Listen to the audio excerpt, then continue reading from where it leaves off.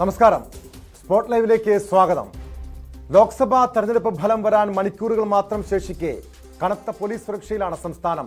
വോട്ടെണ്ണലിനായി സംസ്ഥാനത്ത് വൻ സുരക്ഷാ ക്രമീകരണം ഒരുക്കിയിട്ടുണ്ട്. ശക്തമായ ത്രികോണ മത്സരം നടന്ന തിരുവനന്തപുരം, തൃശൂർ, ആറ്റിങ്ങൽ ഉൾപ്പെടെയുള്ള മണ്ഡലങ്ങളിലാണ് അതീവ സുരക്ഷയുള്ളത്. ഇതോടൊപ്പം വോട്ടെണ്ണൽ ദിനത്തിൽ വടകരയിൽ അധിക സേനയെ വിന്യസിക്കുമെന്ന് കോഴിക്കോട് ജില്ലാ കളക്ടർ സ്നേഹിൽ കുമാർ സിംഗ് അറിയിച്ചു.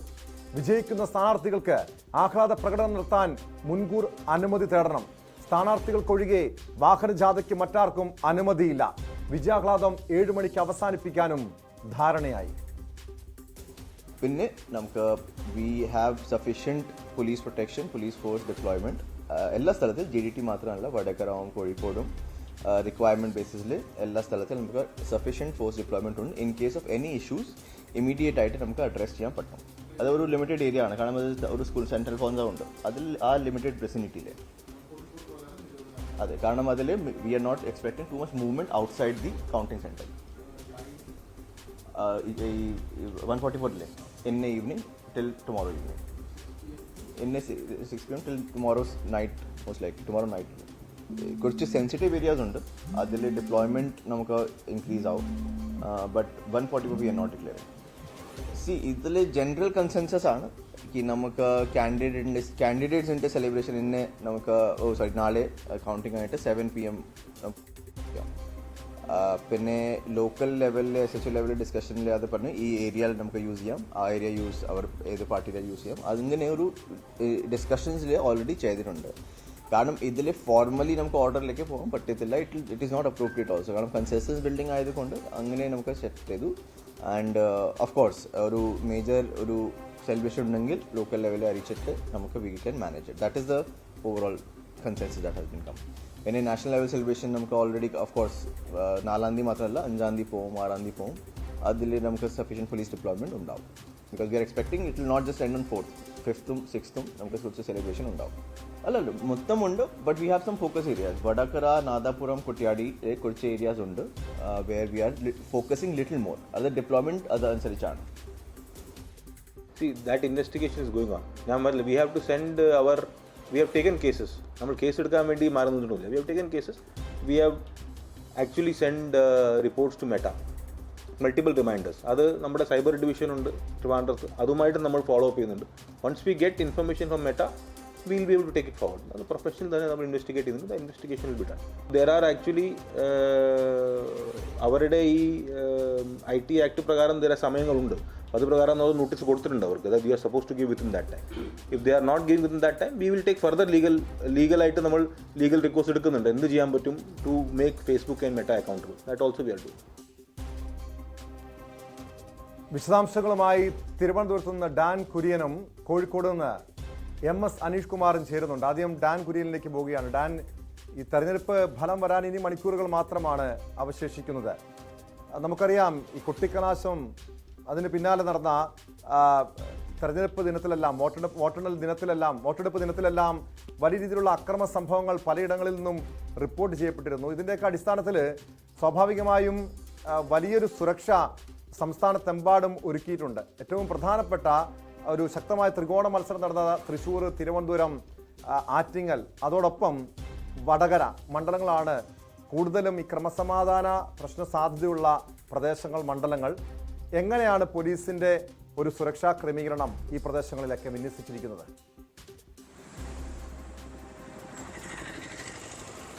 ഔദ്യോഗികമായി പോലീസിന്റെ സുരക്ഷാ ക്രമീകരണങ്ങൾ എങ്ങനെയായിരിക്കും എന്നത് സംബന്ധിച്ച മുഖ്യ തെരഞ്ഞെടുപ്പ് കമ്മീഷണർ തന്നെ അദ്ദേഹം വൈകുന്നേരം തിരുവനന്തപുരം മാർ-ഇവാനിയോസ് കോളേജിലെ കൗണ്ടിംഗ് സെന്ററിലെത്തി അവിടുത്തെ ഒരുക്കങ്ങൾ വിലയിരുത്തിയ ശേഷം മാധ്യമങ്ങളെ കാണുന്നുണ്ട്. അപ്പോൾ അദ്ദേഹം തന്നെ ഔദ്യോഗികമായി അതുമായി ബന്ധപ്പെട്ട വിശദാംശങ്ങൾ പങ്കുവെക്കുമെന്നാണ് മനസ്സിലാക്കാൻ കഴിയുന്നത്. പക്ഷേ ലഭ്യമാകുന്ന വിവരങ്ങൾ അനുസരിച്ച് തെരഞ്ഞെടുപ്പിന്റെ കൊട്ടിക്കലാശവുമായി ബന്ധപ്പെട്ട് വലിയ തരത്തിലുള്ള സംഘർഷങ്ങൾ ഉണ്ടായ മേഖലകളുണ്ട് വടക്കൻ കേരളത്തിൽ. വടകര ഉൾപ്പെടെയുള്ള പ്രദേശങ്ങളിലായിരുന്നു അത്തരത്തിൽ അന്ന് കൊട്ടിക്കലാശവുമായി ബന്ധപ്പെട്ട സംഘർഷമുണ്ടായത്. ആ പശ്ചാത്തലത്തിൽ വടക്കൻ കേരളത്തിലായിരിക്കും കേന്ദ്രസേനയെ അടക്കം അധികമായി വിന്യസിച്ചുകൊണ്ട് സുരക്ഷ കൂടുതൽ ഉറപ്പാക്കുന്നതിന് വേണ്ടിയിട്ടുള്ള ക്രമീകരണങ്ങളിലേക്ക് തെരഞ്ഞെടുപ്പ് കമ്മീഷൻ കടന്നിരിക്കുന്നതെന്നാണ് മനസ്സിലാക്കാൻ കഴിയുന്നത്. അതോടൊപ്പം തന്നെ നേരത്തെ ടോം സൂചിപ്പിച്ച പോലെ തിരുവനന്തപുരത്തായാലും ആറ്റിങ്ങലിലായാലും അതോടൊപ്പം തന്നെ തൃശ്ശൂർ ഉൾപ്പെടെയുള്ള സ്ഥലങ്ങളിലായാലും സ്വാഭാവികമായി ത്രികോണ മത്സരം നടത്തുന്നതിൻ്റെ ആവേശം പ്രവർത്തകർക്കിടയിലുണ്ട്. ആ ആവേശം അതിരുവിട്ട് ഫലപ്രഖ്യാപനം ഉണ്ടാകുന്നതോടെ അത് അക്രമ സംഭവങ്ങൾക്ക് വഴിമാറാനുള്ള സാധ്യത മുന്നിൽ കണ്ടുകൊണ്ട് തന്നെയാണ് അധിക സുരക്ഷ ഏർപ്പെടുത്തുന്നതിനായി അർദ്ധസൈനിക വിഭാഗങ്ങളെ അടക്കം അവിടേക്ക് വിന്യസിക്കുന്നതിന് വേണ്ടിയിട്ടുള്ള ക്രമീകരണങ്ങളും സജ്ജമാക്കിയിരിക്കുന്നത്. എന്തായാലും ഈ സുരക്ഷാ വിന്യാസം ഇന്ന് വൈകിട്ട് 5 മണിക്ക് മുമ്പ് തന്നെ എല്ലാ സ്ഥലങ്ങളിലും പൂർത്തിയാക്കും. അതീവ പ്രശ്നബാധിത മേഖലകളിൽ സ്വാഭാവികമായി പോലീസും മറ്റ് സേനാ വിഭാഗങ്ങളും റൂട്ട് മാർച്ച് നടത്തുന്ന തരത്തിലായിരിക്കും സുരക്ഷാ ക്രമീകരണങ്ങൾ. എന്തായാലും ഈ ആഘോഷങ്ങൾ അതിര് വിടാതിരിക്കുന്നതിന് വേണ്ടിയിട്ടുള്ള കർശനമായ നിയന്ത്രണങ്ങൾ സുരക്ഷാ വിഭാഗങ്ങളുടെ ഭാഗത്തുനിന്ന് ഉണ്ടാകുമെന്ന് ഉറപ്പാണ്. മാത്രവുമല്ല, നാളെ ഒരു ദിവസം മാത്രം ഒതുങ്ങുന്ന തരത്തിലല്ല ഈ സുരക്ഷാ വിന്യാസം എന്നതാണ് എടുത്തു പറയേണ്ട കാര്യം. അടുത്ത ഏതാനും ദിവസങ്ങളിലേക്ക് ഈ പ്രശ്നബാധിത സ്ഥലങ്ങളിൽ, പ്രത്യേകിച്ച് ത്രികോണ മത്സരം നടന്ന പ്രവർത്തകർ തമ്മിൽ ആവേശകരമായ ഈ പരസ്പരമുള്ള ഏറ്റുമുട്ടൽ നടക്കാനുള്ള സ്ഥലങ്ങളിൽ എല്ലാം സ്വാഭാവികമായി സുരക്ഷാ വിന്യാസം ഏതാനും ദിവസങ്ങൾ കൂടി തുടരുന്ന സാഹചര്യം തന്നെ ഉണ്ടാകുമെന്നാണ് ഉന്നത ഉദ്യോഗസ്ഥരുടെ പ്രതികരണങ്ങളിൽ നിന്നൊക്കെ മനസ്സിലാക്കാൻ കഴിയുന്നത്. എന്തായാലും കേരളത്തിൽ വടക്കൻ കേരളത്തിലായിരിക്കും സ്വാഭാവികമായി അർദ്ധസൈനിക വിഭാഗങ്ങളുടെ അടക്കം വലിയ തരത്തിലുള്ള വിന്യാസം ഉണ്ടാകുന്നത് എന്ന തരത്തിലുള്ള സൂചനകൾ തന്നെയാണ് ലഭിക്കുന്നത്. എന്തായാലും ഈ പ്രശ്നബാധിത മേഖലകൾ കൃത്യമായി തിരഞ്ഞെടുത്തുകൊണ്ട് അവിടേക്ക് വേണ്ടി കൂടുതൽ അധിക സേനയെ വിന്യസിക്കുന്നതിന് വേണ്ടിയിട്ടുള്ള ക്രമീകരണങ്ങളാണ് ഇപ്പോൾ സജ്ജമാക്കിയിരിക്കുന്നത്. ഡാൻ, തുടരുക. MS അനീഷ് കുമാറിലേക്ക്, കോഴിക്കോട്ടേക്ക് ഒന്ന് പോവുകയാണ്. അനീഷ്, നമുക്കറിയാം ഈ തെരഞ്ഞെടുപ്പ് പ്രചാരണത്തിന്റെ ആ കാലയളവിൽ തന്നെ വടകരയിലുണ്ടായ സ്ഫോടനം, അത് ബോംബ് നിർമ്മാണത്തിനുണ്ടായ സ്ഫോടനം വലിയ രീതിയിൽ രാഷ്ട്രീയ വിവാദത്തിനും ഒക്കെ വഴി വെച്ചതാണ്. അതുകൊണ്ട് തന്നെ തുടക്കം മുതൽ തന്നെ ഈ വടകര ഏറെ ശ്രദ്ധാകേന്ദ്രമാണ്. അതോടൊപ്പം തന്നെ വലിയ സുരക്ഷ ഈ തെരഞ്ഞെടുപ്പ് പ്രചാരണ സമയത്തും കൊട്ടിക്കലാശത്തിലൊക്കെ നമ്മൾ കണ്ടതാണ്. അതിനേക്കാൾ കൂടുതൽ സുരക്ഷ വർദ്ധിപ്പിച്ചിട്ടുണ്ട് എന്നാണ് ജില്ലാ കളക്ടറും റൂറൽ SP-യും വ്യക്തമാക്കിയിരിക്കുന്ന കാര്യം. പ്രധാനമായും വടകര, നാദാപുരം, കുറ്റ്യാടി, പേരാമ്പ്ര ഉൾപ്പെടുന്ന പ്രദേശങ്ങൾ. ഇവിടുത്തെ ഈ സുരക്ഷാ ക്രമീകരണങ്ങൾ എങ്ങനെയാണ് അനീഷ്?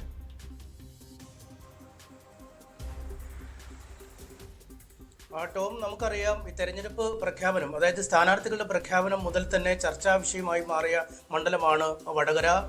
KK ശൈലജ ടീച്ചറെ CPM സ്ഥാനാർത്ഥിയായി പ്രഖ്യാപിച്ചതോടുകൂടി CPM അണികൾ ആവേശത്തിലാക്കി. പിന്നീട് K മുരളീധരനും KK ശൈലജയും തമ്മിലാണ് ഏറ്റുമുട്ടൽ എന്ന രീതിയിൽ കാര്യങ്ങൾ നീങ്ങി. എന്നാൽ വളരെ പെട്ടെന്നാണ് അവിടെ ഒരു ട്വിസ്റ്റ് ഉണ്ടാകുകയും K മുരളീധരൻ തൃശ്ശൂരിലേക്ക് മാറുകയും പാലക്കാട് MLA ആയ ഷാഫി പറമ്പിൽ മത്സരിക്കാനായി വടകരയിലേക്ക് എത്തുകയും ചെയ്ത് പരിചയസമ്പന്നതയും യൂത്തും തമ്മിലുള്ള ഒരു പോരാട്ടം എന്ന രീതിയിൽ തന്നെയാണ് വടകരയിലെ പോരാട്ടം വിലയിരുത്തിയത്. ആൾക്കൂട്ടവും ആവേശവും ഒക്കെ ആവോളം ഉണ്ടായിരുന്ന ഒരു തെരഞ്ഞെടുപ്പ് പ്രചാരണ കാലമായിരുന്നു. പരസ്പരം വാക്ചരങ്ങൾ ചെയ്യുകയും പരസ്പരമുള്ള സൈബർ ആക്രമണങ്ങളും ബുള്ളിങ്ങുകളും ഒക്കെ ഒരുപാട് കണ്ട നൂറുകണക്കിന് കേസുകൾ ഇതിനകം രജിസ്റ്റർ ചെയ്യപ്പെട്ടിട്ടുള്ള ഒരു മണ്ഡലം തന്നെയാണ് വടകര. ഇതിനിടയിലാണ് നേരത്തെ ടോം പറഞ്ഞ രീതിയിൽ പാനൂരിലെ ഒരു ബോംബ് നിർമ്മാണത്തിനിടെ സ്ഫോടനം ഉണ്ടാവുകയും ഒരു CPM പ്രവർത്തകൻ കൊല്ലപ്പെടുകയും ചെയ്യുകയുണ്ടായത്. അതിൽ അറസ്റ്റ് ചെയ്യപ്പെട്ട പലരും CPM പ്രവർത്തകരായിരുന്നു താനും. എന്തായാലും അത് രാഷ്ട്രീയ ഒരു ആയുധമായി UDF ഉപയോഗിക്കുകയും അവിടെ സമാധാന യാത്ര അടക്കം നടത്തുകയും ഈ UDF സ്ഥാനാർത്ഥിയെയും പ്രവർത്തകരെയും ലക്ഷ്യമിട്ടാണ് ഇത്തരത്തിലുള്ള ബോംബ് നിർമ്മാണം നടത്തിയതെന്ന ആരോപണം ഉന്നയിക്കുകയും ചെയ്തു. ഈ ബോംബ് നിർമ്മിക്കുന്നവരെ KK ശൈലജ ടീച്ചർ പിന്തുണച്ച് സംസാരിച്ചു എന്ന രീതിയിലെ സൈബർ പ്രചാരണങ്ങളുണ്ടായി. അതിനെ കണ്ടിച്ച് സ്ഥാനാർത്ഥി രംഗത്തെത്തുന്ന സാഹചര്യം, ഒപ്പം ഈ കാന്തപുരത്തിൻ്റെ പേരിലുള്ള സ്ക്രീൻഷോട്ടുകൾ മണ്ഡലത്തിൽ പരക്കുന്ന സാഹചര്യം തുടങ്ങി. ഏറ്റവും ഒടുവിൽ വോട്ടെടുക്കുന്ന ദിവസം ഉണ്ടായ കാഫിർ പ്രചാരണം വരെയുള്ള കാര്യങ്ങളിലേക്കാണ് ഇപ്പോൾ കാര്യങ്ങൾ എത്തി നിൽക്കുന്നത്. നേരത്തെ റൂറൽ SP-യുടെ വാക്കുകളിൽ അതുണ്ട്. കാരണം മെറ്റയോട് സംബന്ധിച്ച വിശദീകരണങ്ങൾ ആവശ്യപ്പെട്ടിട്ടുണ്ട്. ഇരുപക്ഷത്തു നിന്നുമായി നിരവധി കേസുകൾ ഇതിനകം പോലീസിൽ വിവിധ സ്റ്റേഷനുകളിൽ നൽകി കഴിഞ്ഞിരിക്കുന്നു. ഇവയിൽ മേഖലയിലൊക്കെ ഒരു ഏകോപന സ്വഭാവത്തോടുകൂടി പോലീസ് ഇത് മെറ്റയ്ക്ക് വിശദീകരണം ആവശ്യപ്പെട്ടിരിക്കുന്നു. മെറ്റയിൽ നിന്നും വിശദീകരണം കിട്ടുന്ന മുറയ്ക്ക് ആരുടെയൊക്കെ പേജുകളാണ്, ആരൊക്കെയാണ് വിവിധ പേജുകളുടെ അഡ്മിൻ, ഇത് യഥാർത്ഥമായി ഉണ്ടാക്കിയ പേജുകളാണോ അതോ ഫേക്ക് പേജുകളാണോ എന്നിവയെക്കുറിച്ചൊക്കെയുള്ള വിശദാംശങ്ങൾ അറിയേണ്ടതുണ്ട്. അതിനൊരു സ്വാഭാവികമായ കാലതാമസം ഉണ്ടാവും എന്നാണ് മെറ്റ അറിയിച്ചിരിക്കുന്നത്. കാരണം ഇന്ത്യയിൽ തെരഞ്ഞെടുപ്പ് നടന്ന കാലമായതുകൊണ്ട് തന്നെ ഇത്തരത്തിൽ ദിനംപ്രതി വരുന്ന കേസുകളുടെ എണ്ണത്തിൽ വലിയ വർധനവ് മെറ്റയ്ക്ക് തന്നെ ഉണ്ടായിട്ടുണ്ട്. അതുകൊണ്ട് അവർക്ക് നൽകാനുള്ള സമയം IT ആക്ട് പ്രകാരം നൽകേണ്ടതുണ്ട്. എന്തായാലും അവരിൽ നിന്നും വിശദീകരണം ലഭിച്ച ശേഷമാവും ഇത് സംബന്ധിച്ച കേസിൻ്റെ അനന്തര നടപടിക്രമങ്ങളിലേക്ക് നീങ്ങുക എന്നാണ് റൂൾസ് പേ പറഞ്ഞത്. എന്തായാലും നടപടിക്രമങ്ങൾ നിയമപരമായി മുന്നോട്ട് പോവുകയും ചെയ്യും. എന്തായാലും ഇത്തരമൊരു സാഹചര്യത്തിലാണ് ഈ വടകരയിൽ അധിക സുരക്ഷ ഏർപ്പെടുത്താൻ ജില്ലാ ഭരണകൂടവും പോലീസും തീരുമാനിച്ചിരിക്കുന്നത്. കളക്ടറും പോലീസ് മേധാവികളും ഒക്കെ അടക്കം നിരവധി തവണ ചർച്ചകൾ നടത്തി. നേരത്തെ ഈ കുട്ടിക്കലാശ ദിനത്തിൽ ഒരു പ്രത്യേക ക്രമീകരണം വടകരയിൽ ഏർപ്പെടുത്തിയിരുന്നു. കാരണം സംസ്ഥാനത്തൊട്ടാകെ കുട്ടിക്കലാശം ഈ മണ്ഡലങ്ങളിൽ നടന്നപ്പോൾ വടകര പട്ടണത്തിൽ ഇത്തരത്തിലുള്ള കുട്ടിക്കലാശം നടത്താൻ ഒരു പാർട്ടിക്കും അനുമതി ഉണ്ടായില്ല. ഇവർ തലശ്ശേരിയിൽ വിവിധ ഇടങ്ങൾ കേന്ദ്രീകരിച്ച്, അതായത് പരസ്പരം കണ്ടുമുട്ടാൻ സാധിക്കാത്ത ഇടങ്ങൾ ഓരോ മുന്നണികൾക്ക് നൽകുകയും അവർ കുട്ടിക്കലാശം അവിടെ അവസാനിപ്പിക്കുകയുമാണ് ചെയ്തത്. എന്തായാലും കുട്ടിക്കലാശവുമായി ബന്ധപ്പെട്ട നേരിട്ടുള്ള അക്രമ സംഭവങ്ങൾ വടകര മണ്ഡലത്തിൽ ഉണ്ടായില്ല എന്നത് ആ രീതിയിൽ ആശ്വാസകരമാണ്. പക്ഷേ തെരഞ്ഞെടുപ്പിന് ശേഷം, പോളിംഗിന് ശേഷമൊക്കെ പലയിടങ്ങളിലും ഇരുവിഭാഗത്തെ ആളുകൾ ഏറ്റുമുട്ടുകയും നിരവധി പേർ ആശുപത്രിയിലാവുകയും അറസ്റ്റിലായി റിമാൻഡിലാവുകയും ഒക്കെ ചെയ്യുന്ന കാഴ്ചകൾ നമ്മൾ കാണുകയും ചെയ്തു. എന്തായാലും അതിൻ്റെ ഒരു പശ്ചാത്തലത്തിൽ കനത്ത സുരക്ഷാ സന്നാഹമാണ് ഒരുക്കിയിരിക്കുന്നത്. 1600 പോലീസുകാരെയാണ് ഈ വടകര റൂറൽ മേഖലയിൽ മാത്രം, അല്ലെങ്കിൽ കോഴിക്കോട് റൂറൽ മേഖലയിൽ മാത്രം സുരക്ഷാ ജോലിക്കായി വിന്യസിച്ചിരിക്കുന്നത്. 6 കമ്പനി ബറ്റാലിയനും ഒപ്പമുണ്ട്. 8 സബ് ഡിവിഷനുകളിലായി ഓരോ DYSPമാരുടെ നേതൃത്വത്തിൽ 16 സ്ട്രൈക്കിംഗ് ഫോഴ്സുകൾ നിലവിൽ തന്നെ വിന്യസിച്ചു കഴിഞ്ഞിരിക്കുന്നു. 66 മൊബൈൽ പെട്രോൾ യൂണിറ്റ്, 25 പേരടങ്ങുന്ന 14 സ്ട്രൈക്കിംഗ് ഫോഴ്സുകൾ എന്നിവ പ്രധാന സ്റ്റേഷനുകൾ കേന്ദ്രീകരിച്ചിട്ടുണ്ടാവും.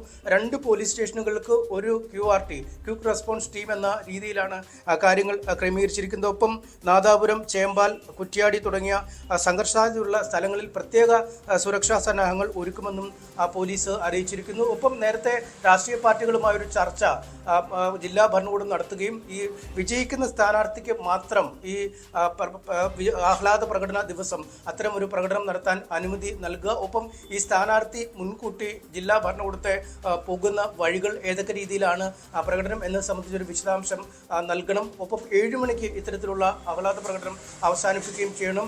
ദേശീയ തലത്തിൽ വിജയിക്കുന്ന പാർട്ടികൾ ഈ സംസ്ഥാന തലത്തിലെ ഫലം വരുന്നതിൻ്റെ അടുത്ത ദിവസം തെരഞ്ഞെടുപ്പ് ആഘോഷങ്ങൾ പ്രധാന നഗരങ്ങളിൽ അല്ലെങ്കിൽ പ്രധാന പട്ടണങ്ങളിൽ നടത്തുന്നതുമായി ബന്ധപ്പെട്ട ഒരു ധാരണയിലും എത്തിച്ചേർന്നിട്ടുണ്ട്. ഒപ്പം വിജയാഹ്ലാദം നടക്കുന്ന ദിവസം നമുക്കറിയാം എല്ലായിടത്തും നിരവധി വാഹനങ്ങളുടെ അകമ്പടിയോടുകൂടി സ്ഥാനാർത്ഥിയൊന്നും ഇല്ലെങ്കിലും പ്രവർത്തകർ തങ്ങളുടെ ആവേശം പ്രകടിപ്പിക്കുന്ന പതിവുണ്ട്. പക്ഷേ വടകര മണ്ഡലത്തിന് കീഴിലുള്ള സ്ഥലങ്ങളിൽ അത് പറ്റില്ല എന്ന് കർശനമായി അധികൃതർ, ജില്ലാ കളക്ടർ ഉത്തരവ് നൽകി കഴിഞ്ഞിരിക്കുന്നു. കാരണം സ്ഥാനാർത്ഥിയുടെ വാഹനവ്യൂഹമല്ലാതെ മറ്റ് വാഹന ജാഥകൾക്ക് ഒരു തരത്തിലുമുള്ള അനുമതി നൽകിയില്ല എന്നും വ്യക്തമാക്കിയിരിക്കുന്നു. ഒപ്പം നിലവിൽ ഈ വോട്ടെണ്ണൽ കേന്ദ്രങ്ങളിൽ മാത്രമാണ്, താമരശ്ശേരിയിലും വെള്ളിമാടുകുന്നുമുള്ള വോട്ടെണ്ണൽ കേന്ദ്രങ്ങളിൽ മാത്രമാണ് നിരോധനാജ്ഞയുള്ളത്. പക്ഷേ ഈ എന്തെങ്കിലും അനിഷ്ട സംഭവങ്ങൾ ഉണ്ടായാൽ താമസമിന വളരെ പെട്ടെന്ന് അത്തരം ഇടങ്ങളിൽ നിരോധനാജ്ഞ പ്രഖ്യാപിക്കുമെന്ന വിവരങ്ങളും നമുക്ക് ലഭിക്കുന്നു. എന്തായാലും പഴുതടച്ച സുരക്ഷാ സന്നാഹങ്ങൾക്കുള്ള ഒരുക്കങ്ങളാണ് അണിയറയിൽ പുരോഗമിക്കുന്നത്. ഏത് ഭാഗത്തേക്ക് ഫലം വരും എന്നത് നമുക്കിപ്പോഴും പ്രവചനാതീതമായ മേഖലകൾ ഏതൊക്കെയാണ്? നേരത്തെ നമുക്കറിയാം ഈ തെരഞ്ഞെടുപ്പിന് അനീഷ് സൂചിപ്പിച്ചതുപോലെ തെരഞ്ഞെടുപ്പിന് മുൻപുണ്ടായ സ്ഫോടനമൊക്കെ എടുത്ത് പരിശോധിച്ച് നോക്കുമ്പോൾ അതീവ ജാഗ്രത വേണ്ട ഒരു സ്ഥലം തന്നെയാണ് വടകര ലോക്സഭാ മണ്ഡലം. ഇവിടെ പ്രശ്നബാധിത മേഖലകൾ ഏതൊക്കെയാണെന്ന് പോലീസ് അത്തരമൊരു ലിസ്റ്റ് തയ്യാറാക്കിയിട്ടുണ്ടോ?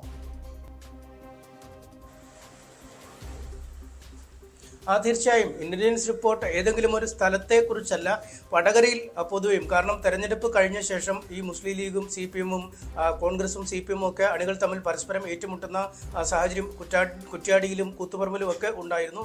അത്തരമൊരു സാഹചര്യത്തിൽ പ്രത്യേക മേഖലകൾ കോഴിക്കോട് ജില്ലയിലെ നാദാപുരം, കുറ്റ്യാടി, പേരാമ്പ്ര, ചേമ്പാൽ പോലുള്ള സ്ഥലങ്ങൾ, ഒപ്പം കൂത്തുപറമ്പ്, തലശ്ശേരി മേഖലകൾ, അത് കണ്ണൂർ പോലീസിന്റെ പരിധിയിൽ വരുന്ന ഇടങ്ങളാണ്. ഇത്തരം ഇടങ്ങളിലാണ് കർശന ജാഗ്രത പാലിക്കാൻ നിർദ്ദേശം നൽകിയിരിക്കുന്നത്. എന്തായാലും നാദാപുരം, ഈ കുറ്റ്യാടി പോലുള്ള ഇടങ്ങളിൽ അതീവ പ്രശ്നബാധിത പ്രദേശങ്ങളെന്നാണ് ഇതിനകം കണ്ടെത്തിയിരിക്കുന്നത്. അതുകൊണ്ട് തന്നെ അധിക പോലീസിന്റെ സുരക്ഷാ സന്നാഹം ഏർപ്പെടുത്തും. നിലവിലുള്ള ആ സന്നാഹങ്ങൾക്ക് പുറമെ ഡിവൈഎസ്പിമാരുടെയും മറ്റുമൊക്കെ ഉള്ള നേരിട്ട് മേൽനോട്ടത്തിലുള്ള ഒരു നിയന്ത്രണം ഇവിടെ ഉണ്ടാവും. എന്തായാലും നേരത്തെ ഞാൻ പറഞ്ഞതുപോലെ തന്നെ ഈ ആഹ്ലാദ പ്രകടനങ്ങളിലടക്കം യാതൊരു വിട്ടുവീഴ്ചയും ഇത്തരം ഇടങ്ങളിൽ ഉണ്ടാവില്ല എന്ന് ഇതിനകം തന്നെ കളക്ടർ പ്രഖ്യാപിച്ചു. ഏത് വിധേനയും തെരഞ്ഞെടുപ്പിനും വോട്ടിങ്ങിന് ശേഷം അല്ലെങ്കിൽ കൗണ്ടിങ്ങിന് ശേഷം പൂർണ്ണ ഒരു സമാധാന അവസ്ഥയിലേക്ക് സ്ഥലത്തെ മാറ്റുക എന്നതാണ്. ഇതേച്ചൊല്ലി കൂടുതൽ അസ്വാരസ്യങ്ങളോ അല്ലെങ്കിൽ ബോംബ് ആക്രമണങ്ങളോ വീട് കയറിയുള്ള അക്രമങ്ങളോ വീടുകൾ തകർക്കൽ അഗ്നിക്കിരയാക്കൽ തുടങ്ങിയ ഒരു സംഭവങ്ങളും നടത്താൻ അനുവദിക്കില്ല. ഒപ്പം വാർത്തകൾ ഈ പ്രചരിപ്പിക്കുമ്പോൾ പോലും ശ്രദ്ധ പാലിക്കണമെന്ന് കളക്ടർ നിർദ്ദേശം നൽകിയിട്ടുണ്ട്. കാരണം അജ്ഞാതമായ ഉറവിടങ്ങളിൽ നിന്നും കിട്ടുന്ന വാർത്തകൾ പലതവണ ക്രോസ് ചെക്ക് ചെയ്ത് വീണ്ടും വീണ്ടും ഉറപ്പുവരുത്തിയ ശേഷം വേണമെങ്കിൽ അധികൃതരുടെ കൂടെ വിശദീകരണം നൽകിയ ശേഷം ഇത്തരം വാർത്തകൾ പോലും നൽകാവൂ. അതിന് പ്രത്യേക ക്രമീകരണങ്ങൾ നാളെ മുതൽ ഏർപ്പെടുത്തും. നാളെ രാവിലെ മുതൽ ഉണ്ടാകുമെന്ന് പറഞ്ഞു. ഒപ്പം സമൂഹ മാധ്യമങ്ങളിൽ പോലീസിന്റെ പട്രോളിംഗ് ശക്തമാക്കും. കാരണം ഈ വടകരയിലെ പ്രശ്നങ്ങളെല്ലാം തുടങ്ങുന്നതും അവസാനിക്കുന്നതും മുന്നോട്ട് പോകുന്നതുമെല്ലാം ഈ സൈബർ പ്രചരണങ്ങളിൽ നിന്നാണ്. ഇരു സ്ഥാനാർത്ഥികൾക്കുമെതിരായ സോഷ്യൽ മീഡിയയിലെ വാക്കേറ്റം അല്ലെങ്കിൽ സോഷ്യൽ മീഡിയയിലെ അധിക്ഷേപം, അജ്ഞാത ഉറവിടങ്ങളിൽ നിന്നുള്ള അധിക്ഷേപങ്ങൾ എന്നിവയൊക്കെ പെരുകി വരുന്ന ഒരു സാഹചര്യം. അതുകൊണ്ട് തന്നെ കൃത്യമായ നിരീക്ഷണം, സോഷ്യൽ മീഡിയ പട്രോളിംഗ് പോലീസിന്റെ ഭാഗത്തുനിന്നുണ്ടാകും. എന്തെങ്കിലും ഇത്തരത്തിൽ നിയമം ലംഘിക്കുന്ന തരത്തിലുള്ള ഇടപെടലുകൾ ഉണ്ടായാൽ ഒരു മാർദ്ദവുമില്ലാത്ത ശക്തമായ നടപടികൾ ഉണ്ടാകും എന്ന് തന്നെയാണ് കളക്ടർ ഇതിനകം മുന്നറിയിപ്പ് നൽകിയിരിക്കുന്നത്. യെസ്, വ്യക്തമാണ്. MS അനീഷ് കുമാറാണ് കോഴിക്കോട് നിന്ന് വിവരങ്ങൾ നൽകിയത്. ഡാൻ കുര്യനിലേക്ക് ഒരിക്കൽ കൂടി പോവുകയാണ്. ഡാൻ, നേരത്തെ അനീഷ് സൂചിപ്പിച്ചതുപോലെ പ്രശ്നബാധിത മേഖലകൾ മാത്രമല്ല പോലീസിന്റെ നിരീക്ഷണത്തിലുള്ളത്, സമൂഹ മാധ്യമങ്ങളും കൃത്യമായി നിരീക്ഷിക്കുന്നുണ്ട്. ഒരു പ്രകോപനമുണ്ടാക്കുന്ന അല്ലെങ്കിൽ തെറ്റായ രീതിയിലുള്ള സന്ദേശങ്ങൾ നൽകുന്ന സമൂഹ മാധ്യമ പേജുകൾ, അക്കൗണ്ടുകൾ അടക്കം നിരീക്ഷിക്കുന്നുണ്ട്. ഇതോടൊപ്പം അറിയേണ്ടത്, നേരത്തെ അനീഷ് സൂചിപ്പിച്ച കാര്യങ്ങളുണ്ട്. വടകരയിലെ ഈ സുരക്ഷാ ക്രമീകരണങ്ങൾ സംബന്ധിച്ച് അവിടുത്തെ നിയന്ത്രണങ്ങൾ ഏത് രീതിയിലാണെന്നൊക്കെ. അങ്ങനെ ഒരു സംസ്ഥാന തലത്തിൽ അത്തരം ഒരു നിയന്ത്രണങ്ങൾക്ക് സാധ്യതയുണ്ടോ? ഈ വിജയിക്കുന്ന സ്ഥാനാർത്ഥികൾക്ക് ആഹ്ലാദ പ്രകടനം നടത്താൻ മുൻകൂർ അനുമതി വാങ്ങണമെന്നോ, അതല്ലെങ്കിൽ വിജയാഹ്ലാദം 7 മണിക്ക് ശേഷം 7 മണിക്ക് അവസാനിപ്പിക്കണം, അങ്ങനൊരു നിർദ്ദേശം ഈ വടകരയിൽ മാത്രമാണുള്ളത്? അതോ മറ്റ് മണ്ഡലങ്ങളിലും ഇതേ രീതിയിലുള്ള ഒരു നിർദ്ദേശങ്ങൾക്ക് സാധ്യതയുണ്ടോ ഡാൻ? സ്വാഭാവികമായി അത്തരത്തിലുള്ള നിർദ്ദേശങ്ങൾ ഔദ്യോഗികമായി തെരഞ്ഞെടുപ്പ് കമ്മീഷൻ തന്നെ പ്രഖ്യാപിക്കാനാണ് സാധ്യത. അതുകൊണ്ട് തന്നെയാണ് ഞാൻ ആദ്യഘട്ടത്തിൽ സൂചിപ്പിച്ചത്. അത് സംബന്ധിച്ച ആധികാരികമായ വിവരങ്ങൾ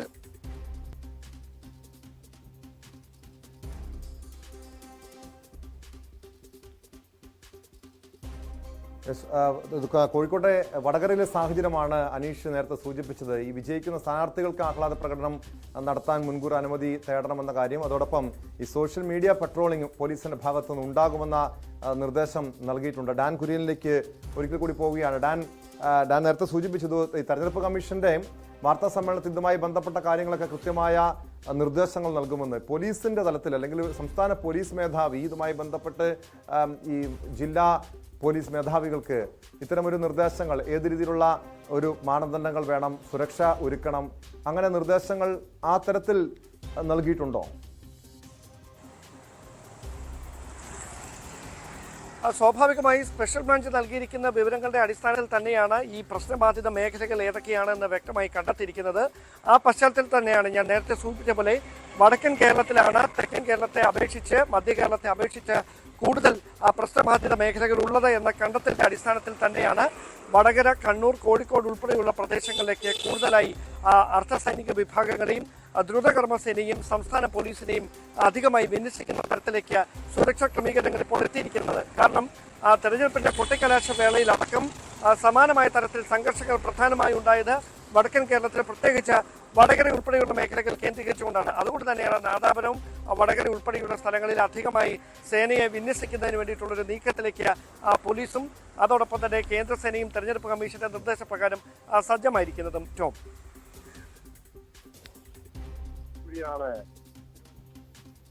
വ്യക്തമാണ്. ഡാൻ കുര്യനാണ് തിരുവനന്തപുരത്ത് നിന്ന് വിവരങ്ങൾ നൽകിയത്.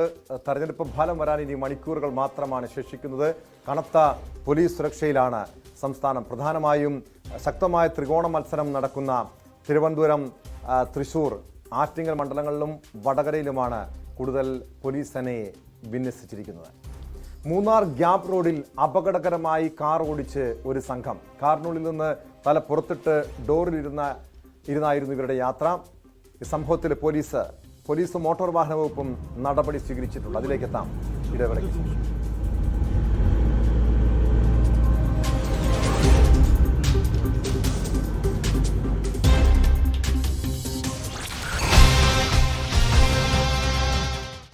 സന്തോഷിച്ച് അവർക്ക്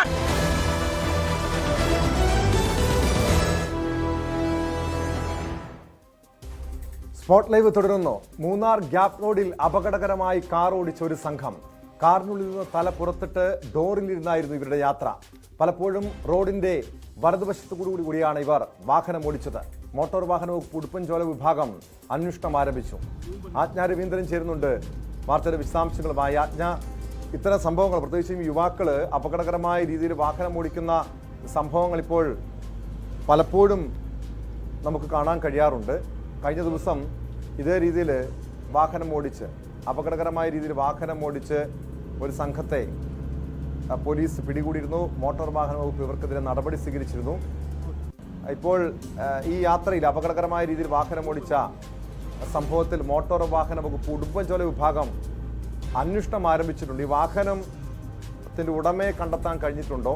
ഇവർക്കെതിരെ ഏത് രീതിയിലുള്ള നടപടിയായിരിക്കും സ്വീകരിക്കാൻ പോവുക?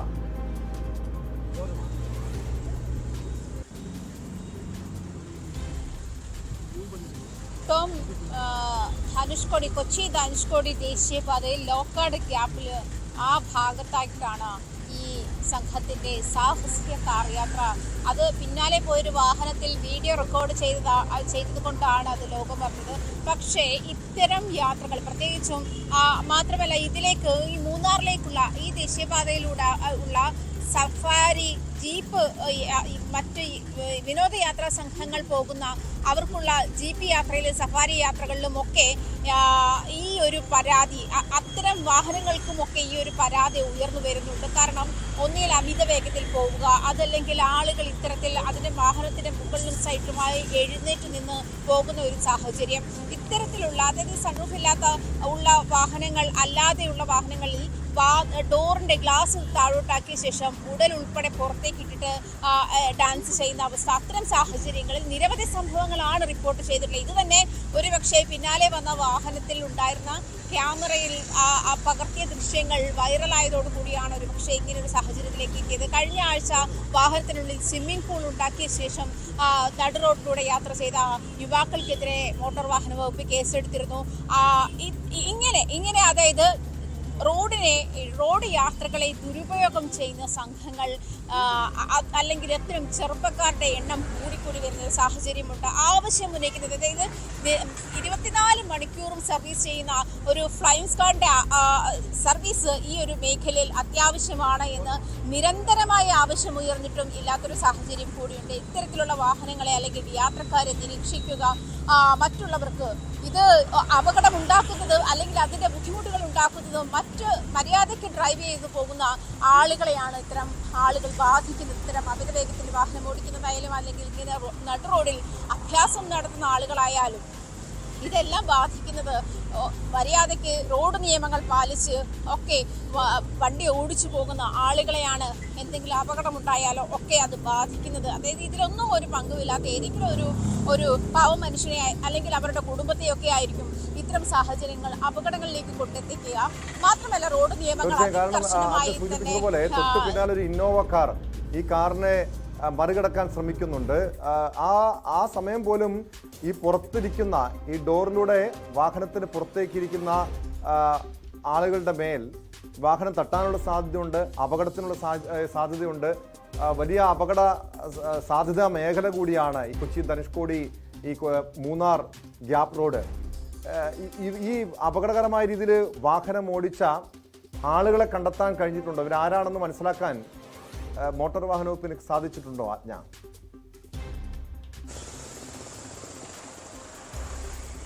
ടോം, അതുമായി ബന്ധപ്പെട്ട് ഉടുമ്പൻചോല പോലീസ് അന്വേഷണത്തിലാണ് എന്ന് മനസ്സിലാക്കുന്നുള്ളൂ. വാഹന ഉടമയെ തിരിച്ചറിയുന്ന ഒരു സാഹചര്യം, രജിസ്ട്രേഷൻ നമ്പർ വെച്ചിട്ട് ആളെ തിരിച്ചറിഞ്ഞിട്ടുണ്ടാകാമെങ്കിലും ആളുകളെ കസ്റ്റഡിയിൽ എടുക്കുകയോ അങ്ങനത്തെ ഒരു സാഹചര്യത്തിലേക്ക് ഇതുവരെ വന്നിട്ടില്ല എന്നാണ് മനസ്സിലാക്കാൻ കഴിയുന്നത്.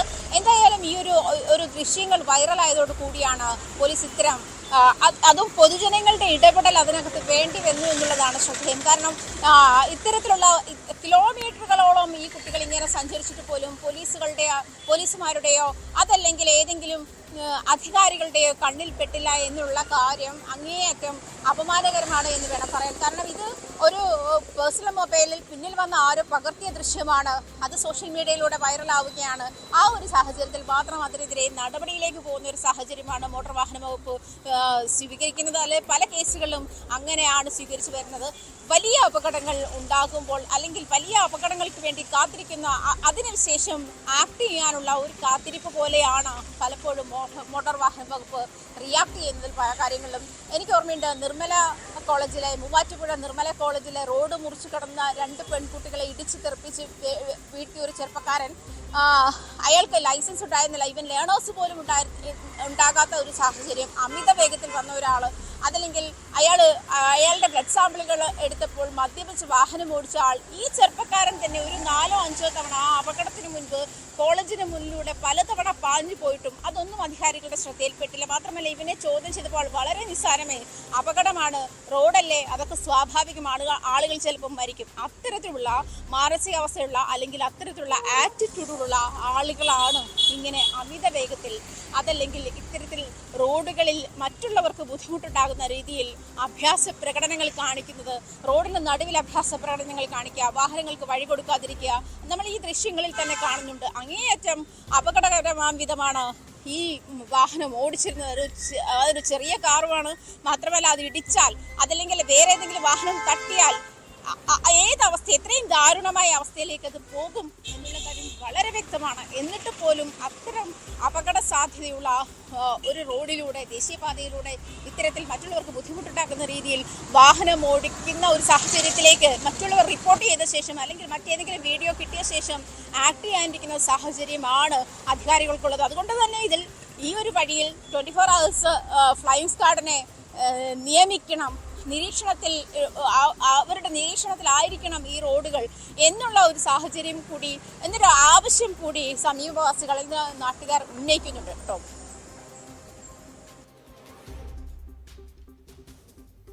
വ്യക്തമാണ്.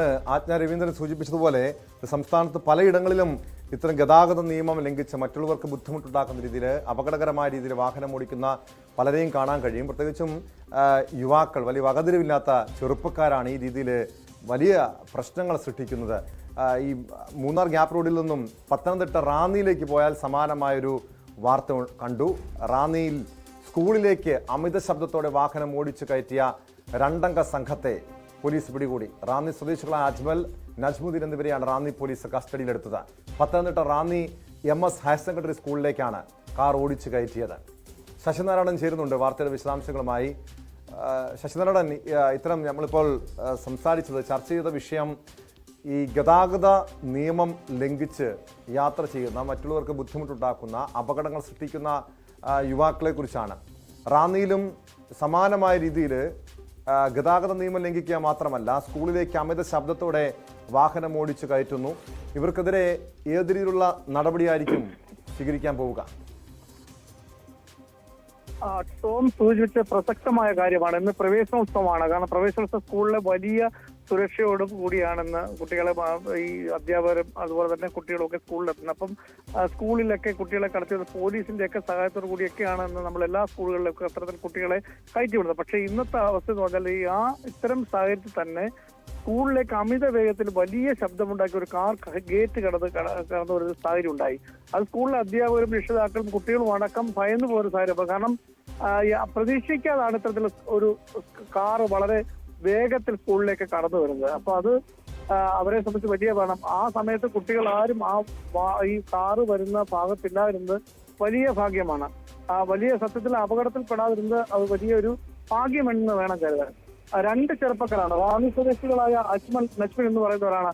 അവരാണ് ഇത്തരത്തിൽ വലിയ ശബ്ദത്തോടു കൂടി ഈ കാറ് ഗേറ്റിലേക്ക്, സ്കൂളിന്റെ ഗ്രൗണ്ടിലേക്ക് ഓടിച്ചു കയറ്റിയത്. എന്തായാലും ഈ സംഭവവുമായി ബന്ധപ്പെട്ട് സ്കൂൾ അധികൃതർ നൽകിയ റാന്നി MS ഹയർ സെക്കൻഡറി സ്കൂളിലേക്കാണ് ഇത്തരത്തിൽ അനധികൃതമായി വാഹനം ഓടിച്ചിരുന്നത്. എന്തായാലും സ്കൂൾ അധികൃതർ നൽകിയ പരാതിയിൽ റാന്നി പോലീസ് കേസെടുത്ത് രണ്ടുപേരെയും ഈ 2 യുവാക്കളെയും കസ്റ്റഡി എടുക്കുകയും കാറും കസ്റ്റഡി എടുക്കുകയും ചെയ്തു. എന്തായാലും ഒരു വലിയ ഭാഗ്യം കൊണ്ട് തന്നെയാണ് അവിടുത്തെ സ്കൂളിലെ കുട്ടികളും അതുപോലെ തന്നെ രക്ഷിതാക്കളും രക്ഷപ്പെടാൻ. കാരണം തിരക്കുണ്ടായിരുന്നു രാവിലെ, കാരണം പ്രവേശനോത്സവമാണ്, കുട്ടികളൊക്കെ വരുന്ന സമയമാണ്. അപ്രത്യമായിട്ടാണ് ഇത്തരത്തിലൊരു വാഹനം പെട്ടെന്ന് സ്കൂളിലേക്ക് ഇടിച്ച് വളരെ അമിത വേഗത്തിൽ ഓടിച്ചു കയറ്റുന്നത്. യാദൃശ്യമായിട്ടെങ്കിൽ പോലും അത് അവരെ ആ കുട്ടികളെയും അധ്യാപകരൊക്കെ വളരെ പെട്ടെന്ന് തന്നെയാണ് ഈ അത്ഭുതത്തോടു കൂടിയാണ് ഇത് കാണുന്നത്. കാരണം അത്തരം ഒരു സാഹചര്യമാണ് ഉണ്ടായത്. എന്തായാലും ഈ 2 പേരെയും അപകടകരമായ രീതിയിലേക്ക് വാഹനം ഓടിച്ച് സ്കൂളിലേക്ക് കയറ്റിയതിന്റെ പേരിൽ റാന്നി പോലീസ് കസ്റ്റഡി എടുത്തിട്ടുണ്ട്, കാറും കസ്റ്റഡി എടുത്തിട്ടുണ്ട്. എന്തായാലും ഇന്ന് പ്രവേശനോത്സവം ആയതുകൊണ്ട് തന്നെയാണ് ഇതിന് വലിയ ഗൗരവത്തോടു കൂടി കാണുന്നത്. കാരണം നമുക്കറിയാം സ്വാഭാവിക പലതരത്തിലും യുവാക്കൾ ഇത്തരത്തിൽ വാഹനം ഓടിക്കുന്ന കാര്യത്തിൽ വലിയൊരു നിയന്ത്രണമില്ലാതെ തന്നെ വലിയ തിരക്കിലൊക്കെ വളരെ വേഗത്തിൽ ഓടിച്ചു പോകുന്ന ഗതാഗത നിയമങ്ങളെല്ലാം ലംഘിച്ചുകൊണ്ട് വാഹനങ്ങൾ അമിത വേഗത്തിൽ ഓടിക്കുന്നതായ ശ്രദ്ധയിൽ ഇപ്പോൾ മോട്ടോർ വാഹന വകുപ്പിന്റെയും ശ്രദ്ധയപ്പെടുന്നുണ്ട്. അത്തരത്തിലുള്ള കേസുകളും കൂടുതൽ രജിസ്റ്റർ ചെയ്യപ്പെടുന്നുണ്ട്. ഏതായാലും നേരത്തെ നമ്മൾ ഇതുപോലുള്ള വാർത്തകൾ നിരവധി റിപ്പോർട്ട് ചെയ്തിട്ടുണ്ട്. സ്കൂൾ വിദ്യാർത്ഥികൾക്കിടയിലേക്ക് അമിത വേഗതയിൽ പാഞ്ഞെത്തിയ വാഹനമിടിച്ച് നിരവധി അനിഷ്ട സംഭവങ്ങൾ കേരളത്തിൽ റിപ്പോർട്ട് ചെയ്തിട്ടുണ്ട്. അതേ തുടർന്ന് ഈ സ്കൂളുകൾക്ക് മുന്നിൽ പോലീസിന്റെ സുരക്ഷയൊക്കെ ഉള്ളതാണ്, പോലീസുകാരെ വിന്യസിക്കാറുണ്ട്. അങ്ങനെ പോലീസിന്റെ സാന്നിധ്യമുണ്ടായിരുന്ന സ്ഥലത്താണോ ഈ രീതിയിൽ നിയമലംഘനം നടത്തി യുവാക്കൾ ഈ കാർ അമിത വേഗതയിൽ സ്കൂളിലേക്ക് ഓടിച്ചു കയറ്റിയത്? ടോം, അത് തന്നെ ഇന്ന് ജില്ലയിലെ എല്ലാ സ്കൂളിന്റെയും പ്രവേശന കവാടത്തിലെ റോഡിലെ അതായത് പ്രധാന റോഡിലേക്ക് നിന്നും വാഹനം സ്കൂളിലേക്ക് കയറുന്ന സ്ഥലത്തൊക്കെ കൃത്യമായി പോലീസിന്റെ കാവലോട് കൂടിയാണ് ഈ കുട്ടികളെ സ്കൂളുകളിലേക്ക് കടത്തിവിടുന്നത്. അത്തരമൊരു സാഹചര്യം ഉണ്ടായിരുന്നു. 100% ഇവിടെയും സമാനമായ രീതിയിൽ എല്ലാ ജില്ലയിലും എല്ലാ സ്ഥലത്തും ജില്ലയിലെ എല്ലാ സ്കൂളുകളിലും ഇത്തരത്തിലുണ്ട്. ഇവിടെയും അത്തരത്തിലുണ്ടായിരുന്നു. പക്ഷെ അതെല്ലാം മറികടന്നാണ് ഈ യുവാക്കള് അമിത വേഗത്തിൽ, അതായത് 9:30 സ്കൂളിൽ കുട്ടികൾ എത്തുന്ന സമയത്ത്, രക്ഷിതാക്കള് എത്തുന്ന സമയത്താണ് ഈ കുട്ടികളെ സ്കൂളിലേക്ക് കടത്തിവിടുന്ന കൊണ്ട് എത്തിക്കുന്ന സമയത്താണ് ഇത്തരത്തിൽ കാറ് അമിത വേഗതയിൽ ഓടിച്ച് ഈ റാന്നി MS ഹയർ സെക്കൻഡറി സ്കൂളിലേക്ക് എത്തുന്നത്. അത് വലിയ ശബ്ദത്തോടു കൂടി കാർ എത്തിച്ചു എന്നുള്ളതാണ് വലിയ ആരോപണം. അപ്പൊ അത് സ്വാഭാവികമാണ്, പെട്ടെന്ന് തന്നെ വളരെ ഞെട്ടലോട് കൂടിയാണ് രക്ഷിതാക്കളും ഈ കുട്ടികളും കാണുന്നത്. അത് വലിയ അപകടകരമായ രീതിയിലാണ് കൊണ്ടുവന്നത്. സ്വാഭാവികമായും അവിടെ ഏതെങ്കിലും കുട്ടികൾ ഉണ്ടായിരുന്നെങ്കിൽ ഒരുപക്ഷെ ഈ കുട്ടികൾ അപകടത്തിൽപ്പെടാൻ സാധ്യത വളരെ കൂടുതൽ. അത് ഭാഗ്യം കൊണ്ട് മാത്രമാണ് ഒരുപക്ഷെ രക്ഷപ്പെട്ടത്. അതുകൊണ്ടാണ് ഈ 2 പേരെയും, അതായത് റാന്നി സ്വദേശികളായ അജ്മൽ, നജ്മുദ്ദീൻ എന്നിവരാണ് ഇവരെ ഈ വാഹന കാർ അമിത വേഗതയിൽ ഓടിച്ചു കയറ്റിയത്. എന്തായാലും 2 പേരെയും പോലീസായിട്ട് ഗൗരവത്തിൽ അറസ്റ്റ് ചെയ്തിട്ടുണ്ട്. അവരുടെ ലൈസൻസിന്റെ മറ്റു കാര്യങ്ങളുമായി ബന്ധപ്പെട്ട കാര്യം കൂടി നടപടി സ്വീകരിക്കുന്നതാണ് നമുക്ക് ഇതുമായി ബന്ധപ്പെട്ട് അറിയുന്നത്.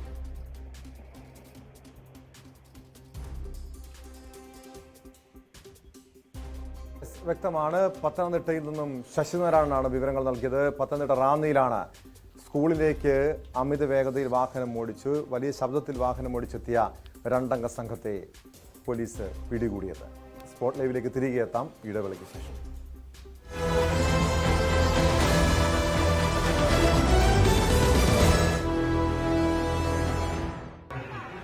പന്തിയങ്കര ടോൾ പ്ലാസയിൽ രാവിലെ ഉണ്ടായ ഒരു പ്രതിഷേധത്തിലേക്കാണ് സ്പോട്ട് ലൈവിന് പോകുന്നത്. പാലക്കാട് തൃശൂർ ദേശീയപാതയിലെ പന്തിയങ്കര ടോൾ പ്ലാസയിൽ സ്കൂൾ വാഹനങ്ങളിൽ നിന്ന് ടോൾ ഈടാക്കാനുള്ള നീക്കത്തിനെതിരെയാണ് നാട്ടുകാർ പ്രതിഷേധിച്ചത്. വടക്കഞ്ചേരി പ്രദേശവാസികളും സമരസമിതിയുമായിരുന്നു പ്രതിഷേധം സംഘടിപ്പിച്ചത്. സ്കൂൾ കുട്ടികളുമായുള്ള വാഹനങ്ങളിൽ നിന്ന് 6-ാം തീയതി വരെ ടോൾ ഈടാക്കില്ലെന്ന് അധികൃതർ അറിയിച്ചതിനെ തുടർന്ന് സമരം താൽക്കാലികമായി അവസാനിപ്പിച്ചു.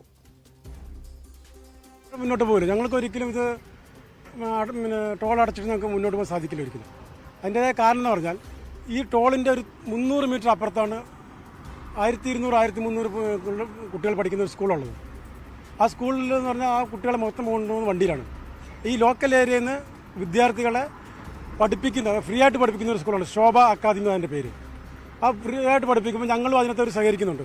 അവർക്ക് വേണ്ടി ആനുകൂല്യങ്ങളും സഹകരണം എന്ന രീതിയിൽ വടക്കഞ്ചേരി പഞ്ചായത്തും കിഴക്കഞ്ചേരി പഞ്ചായത്തും ഇതിനുവേണ്ടി ചെയ്യുന്നുണ്ട്. അപ്പോൾ അത്രയും കാരുണ്യ പ്രവർത്തനം നടത്തുന്ന ഒരു വ്യക്തിയുടെ അടുത്ത് നിന്ന് ഇവർ ആ ടോൾ കൊടുക്കണമെങ്കിൽ ഇവർക്ക് 360 രൂപ പെർ ഡേ വേണം. അതോടൊപ്പം തന്നെ ഒരു മാസത്തേക്ക് 13,400 രൂപ വേണം. അവർ നിശ്ചിതമായൊരു തുകയിലാണ് അവർ കരാർ വാടകയ്ക്ക് ഓടുന്നത്. ഏകദേശം ഒരു 30,000-32,000 ഒക്കെ വരുള്ളൂ. അതിനകത്ത് ഒരു ഡ്രൈവർ വേണം, ഒരു കുട്ടികളെ നോക്കാൻ ഒരു ആയ വേണം, ഹെൽപ്പർ വേണം. ഇവർക്കൊക്കെ ശമ്പളം കൊടുത്തതിന് ശേഷം ഡീസൽ കാശ് കഴിഞ്ഞിട്ട് ഈ ടാക്സും അടച്ച് 10,000 രൂപ ടാക്സാണ് വണ്ടിക്ക്, ഇൻഷുറൻസും അടച്ച് ഇതെങ്ങനെ മുന്നോട്ട് പോകും? ഞങ്ങൾക്കൊരു ജീവിതമാർഗം വേണ്ടേ? ഫാസ്റ്റാഗ് ഇല്ലെങ്കിൽ നമുക്ക് 210 രൂപ വരും വൺ സൈഡ് പോകാൻ, ഡബിൾ ചാർജ് വരുന്നത്. പക്ഷേ അത് സെൻട്രൽ ഗവൺമെൻറ് ഒരു നിയമമായിട്ട് ബന്ധപ്പെട്ടിട്ടാണെന്ന് എനിക്ക് തോന്നുന്നു. എനിക്ക് അതിനെപ്പറ്റി വ്യക്തമായ അറിവില്ല. എന്നിരുന്നാലും എല്ലാ ടോളുകളിലും ഡബിൾ ചാർജ് എടുക്കുന്നുണ്ട്, ഇവിടെ അത് എടുക്കുന്നുണ്ട്. പക്ഷേ നമുക്ക് ആവശ്യം എന്ന് പറഞ്ഞാൽ, നമ്മുടെ ആവശ്യം എന്ന് പറഞ്ഞാൽ ഈ വടക്കഞ്ചേരി പഞ്ചായത്ത്, കിഴക്കഞ്ചേരി പഞ്ചായത്ത് തൊട്ടടുത്തുള്ള സ്കൂളുകൾ, വടക്കഞ്ചേരിയിലുള്ള സ്കൂളുകൾ, ഇത് പന്തലമ്പാട സ്കൂള്, ശോഭ അക്കാദമി, ഇങ്ങനെയുള്ള സ്കൂളുകൾ, ശ്രീനാരായണ, സെൻറ്റ് ഫ്രാൻസിസ്, ഇങ്ങനെയുള്ള സ്കൂളുകളുണ്ട് ഇവിടെ. ഇതൊക്കെ വിദ്യാർത്ഥികളെ കൊണ്ടുപോകുന്ന പ്രൈവറ്റ് കോൺട്രാക്ട് കാരേജായ പ്രൈവറ്റ് വണ്ടികളാണ്, സ്കൂൾ വണ്ടികളല്ല. ഇവരിൽ നിന്ന് പൈസ പിടിക്കുക എന്ന് പറഞ്ഞാൽ ഞങ്ങൾക്ക് ഞങ്ങളുടെ ജീവിതമാർഗ്ഗമുണ്ട്. ഞങ്ങൾക്ക് വേറെ നിവൃത്തിയില്ല. ഞങ്ങൾക്ക് ടോൾ കൊടുത്താൽ സഹിക്കില്ല. ഇന്ന് തൊട്ട് ടോൾ പിരിക്കും പറഞ്ഞു. ഇന്നലെ ജനകീയ വേദിയുടെ പേരിൽ ഇന്നലെ ഒരു പ്രതിഷേധം ഉണ്ടായി. അതിൻ്റെ പേരിലാണ് അവർ 6-ാം തീയതിക്ക് ഇന്ന് ഡേറ്റ് മാറ്റിയേക്കുന്നത്. 6-ാം തീയതി അല്ല, 1-ാം തീയതി, അടുത്ത 1-ാം തീയതി ആയാലും ഞങ്ങൾ ടോൾ കൊടുക്കാൻ ഞങ്ങൾ താല്പര്യപ്പെടുന്നില്ല.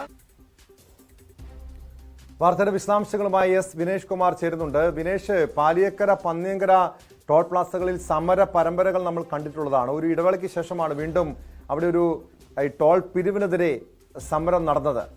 അതും സ്കൂൾ വിദ്യാർത്ഥികൾക്ക് ഈ സഞ്ചരിക്കുന്ന സ്കൂൾ ബസ്സിനെതിരെ, സ്കൂൾ ബസ്സുകളിൽ നിന്നും ടോൾ പിരിക്കുന്നതിനെതിരെയായിരുന്നു ഈ സമരം.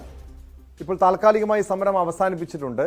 ഇത് നിയമവിരുദ്ധമായിട്ടാണോ, അനധികൃതമായിട്ടാണോ ഈ ടോൾ പിരിവ് നടന്നത്?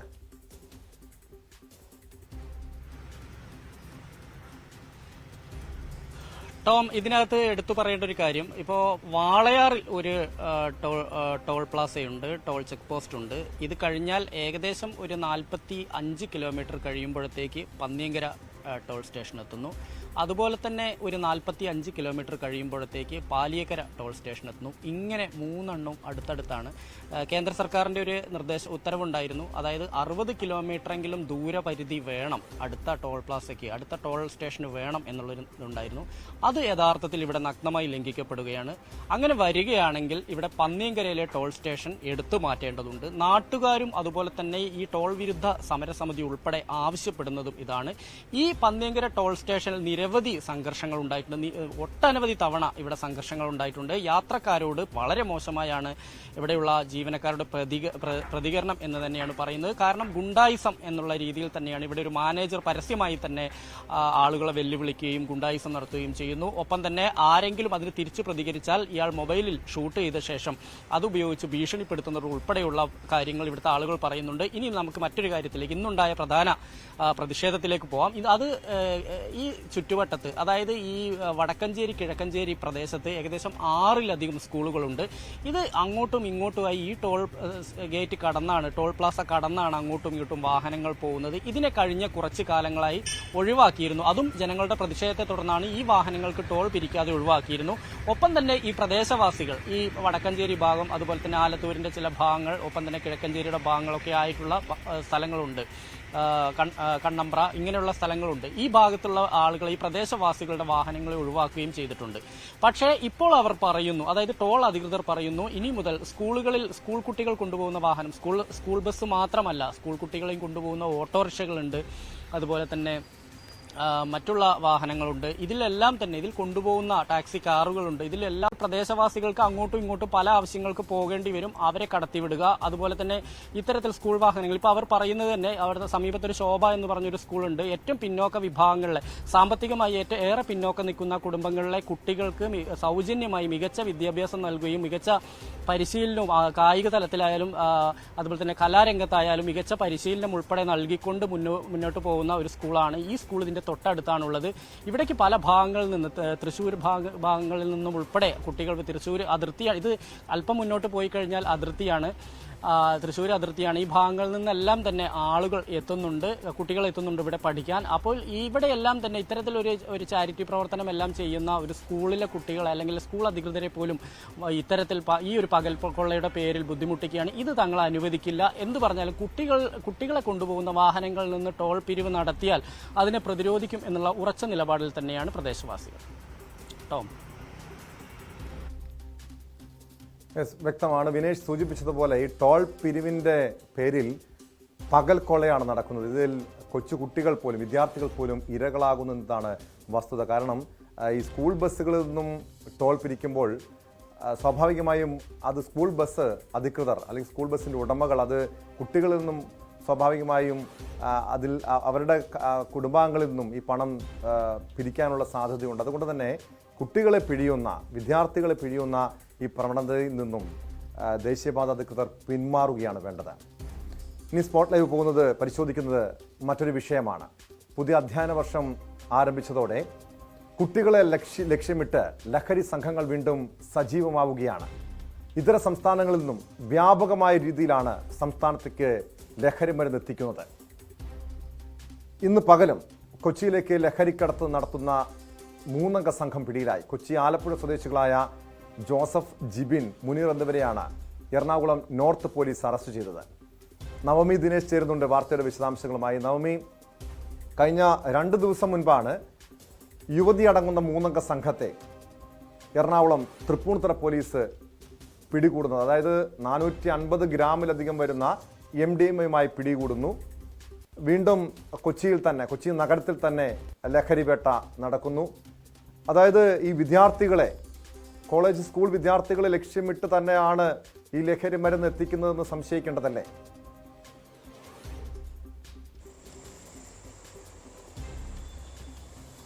ബാംഗ്ലൂർ, ഡൽഹി കേന്ദ്രീകരിച്ച് കേരളത്തിലേക്ക് ലഹരിയുടെ ഒരു ഒഴുക്ക് തന്നെ നടക്കുന്ന ഒരു അവസ്ഥയാണ്. കഴിഞ്ഞ 2-3 ദിവസങ്ങളായി നമുക്കിത്തരത്തിൽ പോലീസ് ഉദ്യോഗസ്ഥർ പിടികൂടുന്ന ലഹരി വസ്തുക്കളെല്ലാം ബാംഗ്ലൂർ അല്ലെങ്കിൽ ഡൽഹിയിൽ നിന്നാണ് കേരളത്തിലേക്ക് എത്തുന്നതെന്നുള്ളൊരു കൃത്യമായ വിവരം ഇവർക്ക് ലഭിക്കുകയും ചെയ്തു.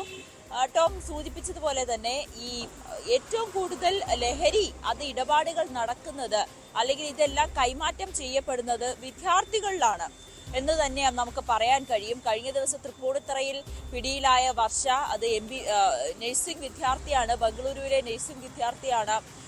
ഈ വർഷ വഴി കേരളത്തിലേക്ക് നിരവധി തവണ ഇത്തരത്തിൽ ലഹരി, MDMA അടക്കമുള്ള മാരകമായിട്ടുള്ള ലഹരി വസ്തുക്കൾ കേരളത്തിലേക്ക് എത്തിയിട്ടുണ്ട്. പ്രത്യേകിച്ച് കൊച്ചിയിലേക്കാണ് ഇത് പ്രധാനമായും എത്തുന്നത്. കൊച്ചിയിലെ വിദ്യാർത്ഥികളിലേക്കും സ്കൂൾ വിദ്യാർത്ഥികളിലേക്കും യുവാക്കളിലേക്കും യുവതികളിലേക്കും അല്ലെങ്കിൽ മറ്റ് പ്രൊഫഷനിലുള്ളവരിലേക്കുമൊക്കെ എത്തുന്നതായി പോലീസിന് കൃത്യമായി വിവരം ലഭിച്ചിട്ടുണ്ട്. ഇന്ന് രാവിലെ നോർത്ത് പോലീസിന് ലഭിച്ചൊരു പരാതി ഒരു ഓട്ടോറിക്ഷക്കാരൻ്റെയാണ്. എറണാകുളം സൗത്ത് സ്റ്റാൻഡിൽ ഓട്ടോ ഓടിക്കുന്ന അഗസ്റ്റിൻ പോലീസിന് പരാതി നൽകുന്നത് തന്നിൽ നിന്നും ഒരു 4 പേരുണ്ടെന്നാണ് അഗസ്റ്റിൻ പറയുന്നത്.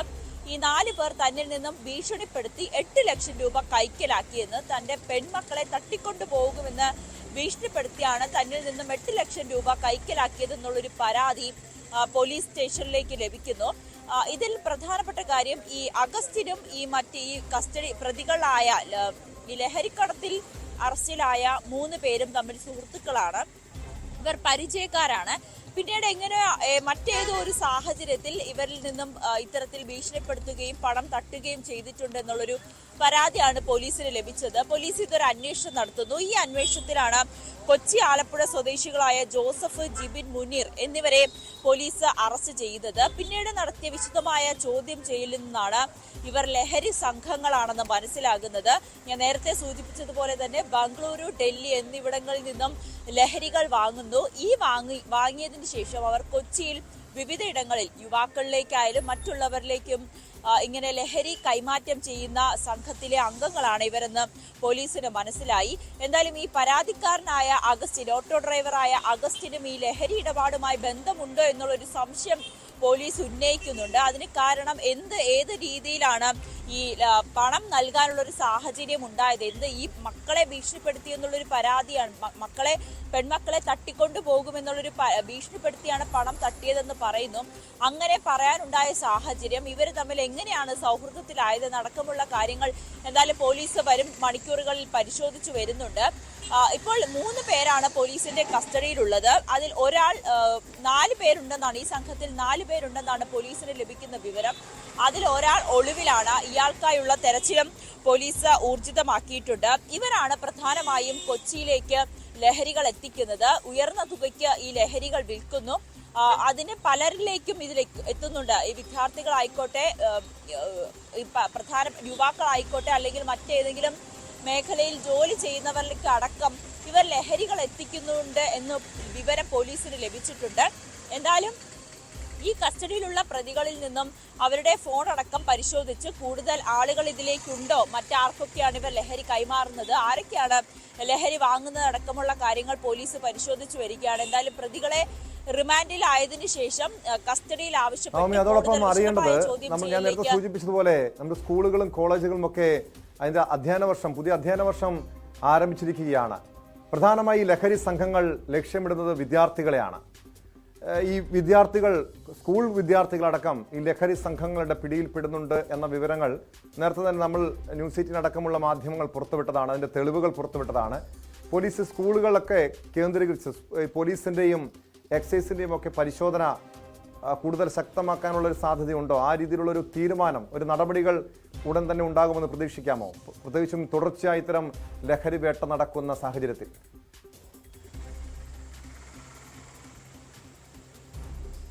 തീർച്ചയായും ടോം, ഈ പോലീസ് പറയുന്നത് ഈ ലഹരി ഉപയോഗം അല്ലെങ്കിൽ ഇത്തരത്തിൽ ബാംഗ്ലൂർ അല്ലെങ്കിൽ ഡൽഹി പോലുള്ള സ്ഥലങ്ങളിൽ നിന്നും ലഹരികൾ കേരളത്തിലേക്ക് എത്തിക്കുന്നു.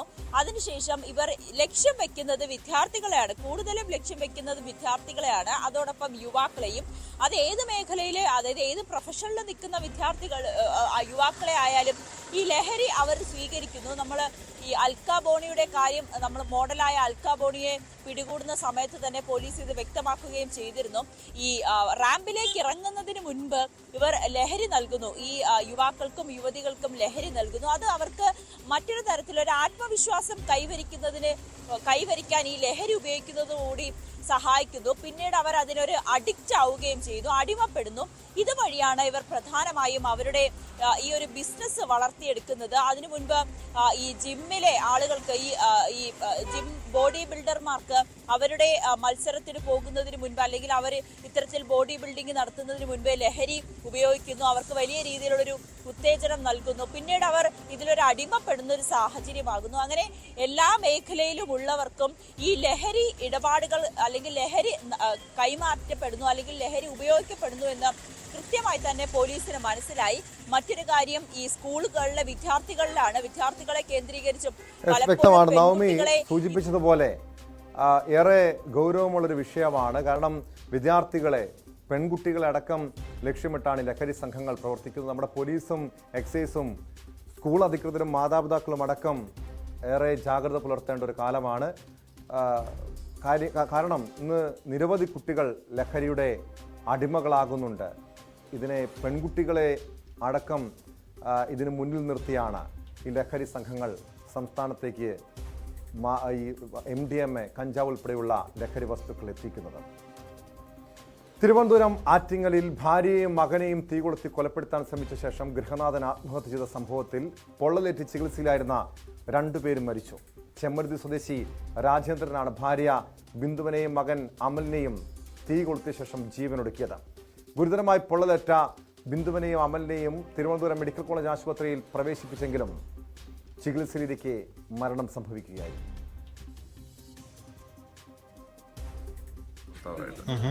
മക്കള് ഭാര്യയുടെ കൂടെ ആയിരുന്നു. ഇന്ന് അവര് വീട്ടു സാധനങ്ങൾ, അവരുടെ ഡ്രസ്സും കാര്യങ്ങളൊക്കെ എടുക്കാനായിട്ട് വന്നതാണ്. അപ്പം വിളിച്ചു എന്നുള്ള അറിയത്തില്ല. എത്ര പേരുണ്ടായിരുന്നു സാറേ? അയാള് അമ്മയും ഉണ്ടായിരുന്നു, മോനും ഉണ്ടായിരുന്നു. ഇത് ഭർത്താവ്. അവർ രണ്ടുപേരും പാരിപ്പള്ളി മെഡിക്കൽ കോളേജിൽ പൊള്ളലേറ്റുണ്ടോ? സാരമായ ഗുരുതരമാണോ? ഗുരുതരമായ പൊള്ളലേറ്റിട്ടുണ്ട്. ഏറ്റിട്ടുണ്ട്. അതെങ്ങനെയാണ് തീ പിടിച്ചതെന്നുള്ള അവരുടെ മൊഴിയെടുത്താലേ അറിയാൻ പറ്റത്തുള്ളൂ. ഓക്കെ. ഇപ്പോൾ മെഡിക്കൽ കോളേജ് ഹോസ്പിറ്റലിലോട്ട് മാറ്റിയിട്ടുണ്ട്. പാരിപ്പള്ളി മെഡിക്കൽ കോളേജിലോട്ട്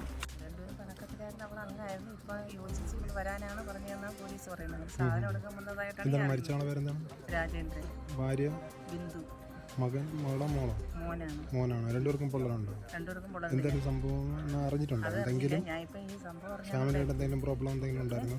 ഫാമിലിയായിട്ട് എന്തെങ്കിലും പ്രശ്നം ഉണ്ടായി. ഒരു പിണക്കത്തിലായിരുന്നു. ഇപ്പോൾ ഒത്തുതീർപ്പാക്കി ഇവിടെ വരാൻ പറഞ്ഞു. ഒത്തുതീർപ്പ് കഴിഞ്ഞ് സാധനമൊക്കെ എടുത്ത് വരാൻ പറഞ്ഞ് ഞാൻ വന്നതാണെന്നാണ് അറിയുന്നത്. മരിച്ച ആളുടെ വരുന്നത് രാജേന്ദ്രൻ. എന്താ ജോലി ചെയ്യുന്നത്? അഭിലാഷ് ചേരുന്നുണ്ട് ആറ്റിങ്ങിൽ നിന്നും ഈ വാർത്തയുടെ വിശദാംശങ്ങളുമായി. അഭിലാഷ്, സാധാരണ ഈ കുടുംബ പ്രശ്നങ്ങളെ തുടർന്ന് കൂട്ടാത്മഹത്യയും കൂട്ടക്കുരുതിയും ഒക്കെ നിത്യേന കേരളത്തിൽ ഇപ്പോൾ റിപ്പോർട്ട് ചെയ്യുന്നുണ്ട്. ഇതും ഈ രാജേന്ദ്രൻ ഭാര്യയെയും മകനെയും കൊലപ്പെടുത്തി ജീവനൊടുക്കിയതിൻ്റെ കാരണവും കുടുംബ പ്രശ്നങ്ങൾ തന്നെയാണെന്നാണോ നാട്ടുകാരിൽ നിന്നും പോലീസിൽ നിന്നും നമുക്ക് മനസ്സിലാക്കാൻ കഴിഞ്ഞത്? ടോം, തീർച്ചയായും കുടുംബ പ്രശ്നങ്ങൾ തന്നെയാണ് ഇത്തരത്തിലൊരു കൂട്ടക്കുരുതിയിലേക്ക് നയിച്ചത്. ഇന്നലെ വൈകുന്നേരത്ത് 5 മണിയോടെയായിരുന്നു ഈ സംഭവം നടന്നത്. കഴിഞ്ഞ 8 മാസക്കാലമായി ബിന്ദുവും ഭർത്താവുമായി പിണങ്ങി കഴിയുകയായിരുന്നു. ബിന്ദു തന്റെ സ്വന്തം വീട്ടിലായിരുന്നു മക്കളുമായി താമസിച്ചിരുന്നത്. ഇന്നലെ ബിന്ദു തന്റെ വസ്ത്രങ്ങളും അതുപോലെയുള്ള വീട്ടു സാധനങ്ങളും രാജേന്ദ്രന്റെ വീട്ടിൽ നിന്ന് ഒരുമിച്ച് താമസിച്ചിരുന്ന വീട്ടിൽ നിന്നും എടുക്കാനായി വന്നതാണെന്നാണ് പോലീസ് പറയുന്നത്. തുടർന്ന് ഇവർ തമ്മിൽ അവിടെ വെച്ച് വാക്കുതർക്കത്തിൽ ഏർപ്പെടുകയായിരുന്നു. പ്രകോപിതനായ രാജേന്ദ്രൻ തുടർന്ന് ഇവരെ തിന്നർ, പെയിന്റ് പണിക്കാരനായ അദ്ദേഹത്തിന്റെ കൈവശം തിന്നർ ഉണ്ടായിരുന്നു. തിന്നർ അദ്ദേഹത്തെ ഒഴിച്ച ശേഷം തീ കൊളുത്തുകയായിരുന്നു എന്നാണ് പോലീസ് പറയുന്നത്. നാട്ടുകാരാണ് നിലവിളി കേട്ട് ആ സമയത്ത് ആദ്യം ഓടിയെത്തിയത്. ആ സമയത്തേക്ക് പൂർണ്ണമായും ശരീരത്തിൽ പൊള്ളലേറ്റ് രാജേന്ദ്രൻ ചലനമറ്റിരുന്നു. തുടർന്ന് ഫയർഫോഴ്സും പോലീസും സ്ഥലത്തെത്തിയാണ് ബിന്ദുവിനെയും മകനെയും പാരിപ്പള്ളി മെഡിക്കൽ കോളേജ് ആശുപത്രിയിലേക്ക് മാറ്റിയത്. പെട്രോൾ ഒഴിച്ച് തീ കൊളുത്തിയെന്ന രീതിയിലുള്ള അഭ്യൂഹങ്ങളാണ് ആദ്യം ഈ നാട്ടുകാർക്ക് ഇടയിൽ ഉണ്ടായത്. എന്നാൽ പിന്നീട് പോലീസ് എത്തി നടത്തിയ പരിശോധനയിലാണ് വീട്ടിൽ നിന്നും തിന്നർ ഉൾപ്പെടെയുള്ള ഈ പെയിന്റ് പണിക്കായി ഉപയോഗിക്കുന്ന സാമഗ്രികൾ കണ്ടെത്തിയത്. തുടർന്നാണ് തിന്നർ ഒഴിച്ചാണ് തീ കൊളുത്തിയത് എന്നുള്ള നിഗമനത്തിലേക്ക് പോലീസ് എത്തിയത്. എന്നാലും ഫോറൻസിക് പരിശോധനകൾ പൂർത്തിയായ ശേഷമേ എത്തരത്തിലാണ് ഈ കൊലപാതകം നടത്തിയത് എന്നുള്ള കാര്യങ്ങളിലേക്ക് വ്യക്തത കൈവരികയുള്ളൂ എന്നാണ് പോലീസ് പറയുന്നത്. എന്തായാലും കുടുംബ പ്രശ്നങ്ങൾ തന്നെയാണ്. ഇവർ തമ്മിൽ നേരത്തെയും കുടുംബ പ്രശ്നങ്ങൾ നിലനിന്നിരുന്നു. പലതവണ ബന്ധുക്കൾ ഇടപെട്ട് ഇതിൽ ഒത്തുതീർപ്പ് ശ്രമങ്ങൾ നടത്തിയിരുന്നു. തുടർന്നാണ് കഴിഞ്ഞ 8 മാസങ്ങൾക്ക് മുമ്പ് ഇവർ വീണ്ടും പിണക്കത്തിലാവുകയും ബിന്ദു സ്വന്തം വീട്ടിലേക്ക് മകളും മകനുമായി പോവുകയും ചെയ്തു. ഇവർക്ക് മറ്റൊരു മകൻ കൂടിയുണ്ട്. ആ മകൻ വിദേശത്താണ്. ഇപ്പോൾ ആറ്റിങ്ങിൽ നിന്നും എസ് അഭിലാഷാണ് വിവരങ്ങൾ നൽകിയത്. തിരുവനന്തപുരം ആറ്റിങ്ങലിൽ ഭാര്യയും മകനെയും തീ കൊളുത്തി കൊലപ്പെടുത്തിയ ശേഷം ഗൃഹനാഥ ആത്മഹത്യ ചെയ്തതിന്റെ കാരണവും കുടുംബ പ്രശ്നങ്ങൾ തന്നെയെന്നാണ് നാട്ടുകാരും പോലീസും പറയുന്നത്. സ്പോട്ട് ലൈവ് പൂർണ്ണമാകുന്നു. നമസ്കാരം.